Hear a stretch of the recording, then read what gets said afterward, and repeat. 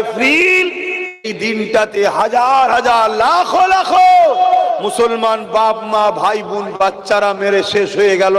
মসজিদের মধ্যে বাপ ভাইকে পুরানো হলো, আর সাগরের মধ্যে মা আর বাচ্চাদের কান্নায় সাগরের পানি নিস্তব্ধ হয়ে গেল। এই এপ্রিল ফুল তাই বলা হয়। মুসলমানের ঘরের ছেলে বন্ধুত্ব করতে গিয়ে, সেকুলার সাজতে গিয়ে তোমার ভাইয়ের খুনের দিনটা তোমরা উদযাপন করো কোন সাহসে?